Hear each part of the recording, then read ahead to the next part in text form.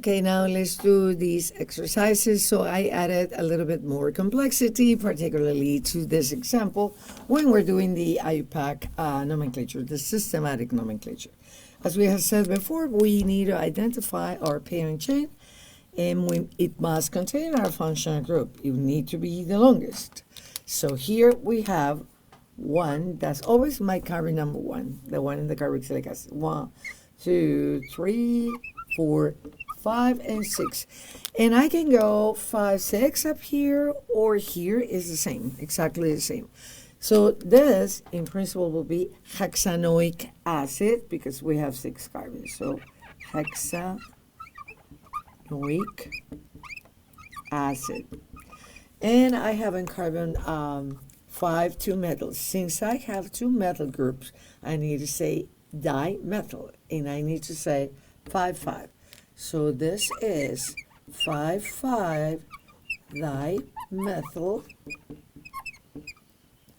hexanoic acid. Okay, now let's go for the other example. In here, I have added a couple of 2 more functional groups other than the carboxylic acid. So let's see what we have here. Carboxylic acid is my principal functional group, and it's going to be 1, 2, 3, 4, 5, x 6. So now, when you're looking at a molecule like that, and you recognize that you have carboxylic acid, an alcohol functional group, in an alkene, here to assign what is the main functional group, there are priorities in the IUPAC nomenclature. And typically, the most oxidized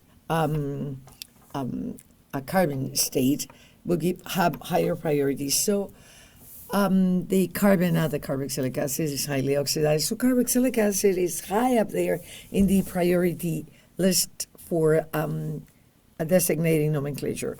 And alcohols, a lower priority, and this is even lower. So we're going to treat, in this case, we need to assign the name. Basically, if we didn't have the double bond, I'm going to do this like by steps. Say that I don't have neither the alcohol nor the alkene. So 1, 2, 3, 4, 5, 6. Oh, that's a 4. And 5, 6. So again, it's hexanoic acid. Now, I'm going to add the double bond. So in that case, that double bond is between 3 and 4. So I need to say 3 in. So hexanoic acid or hexenoic acid. So 3 hexenoic acid, or hex 3 in, and then oic acid, 3-hexene-oic acid. And now adding the other thing. So here, notice I have set the double bond, the alkene function, starts here in 3. Again, because we gave priority to the functional group, the carboxylic acid, over to the alcohol and the alkene. So that's my carbon number 1. So 3-hexene oic acid, or hex 3-enoic acid, hexenoic acid. Okay. And now I need to add the OH. So what do I need to do? OH is in carbon 5. So this time we need to name this as hydroxyl. It is a substituent. So we're going to say 5-hydroxyl, 5-hydroxy, hex 3-enoic acid. Hexenoic acid, so hexanoic acid, hexenoic acid. And then here you can say 3-hexenoic acid or hex 3-ene. Remember that you can do that also before the double bond, before here or in between, either or. And we need to say where the substituent is. Now I'm going to add one more thing here. I didn't have it at the beginning, But I'm going to add another element here that we need to remember. A couple more things I have. So I have a specific, carbon 5 is now a chiral center, and I have a specific configuration at the double bond. So now we need to add the elements that are stereochemistry to the whole name. So we're going to do that. So the carbon number 5 is a chiral center. Assigning priorities, priority 1 is the hydroxyl group.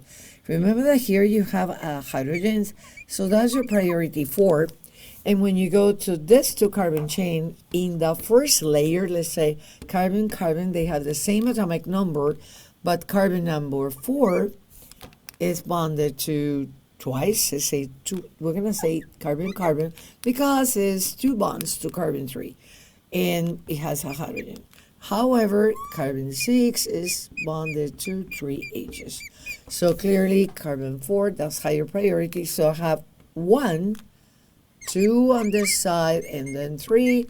So this is R because I'm viewing it, the molecule with the lowest priority group away from me. So that's directly, we're going to say here 5 R.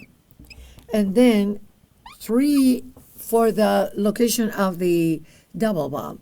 Now, remember when you have alkanes, if this is, I don't know, let's do this one, whatever group.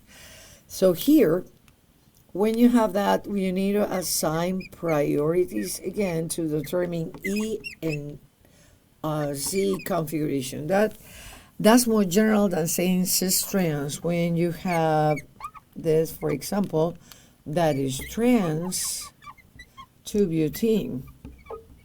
But when you have other substituents, here I have a halide, for example, and we can even make it, let's do it more complex.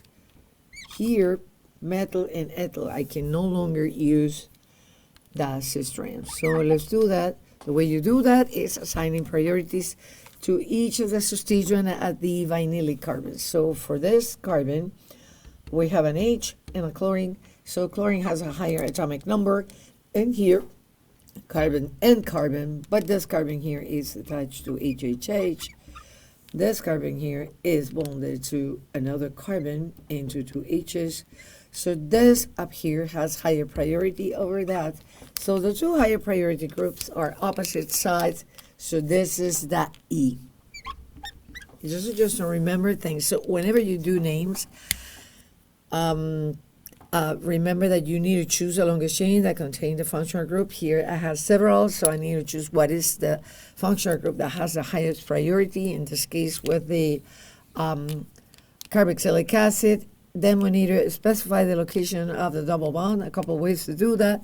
Hydroxy was, because alcohol is not my principal functional group, so we call that hydroxy. And then I have 2 elements of stereochemistry here. I need to specify the configuration of the chiral center and of the double bond.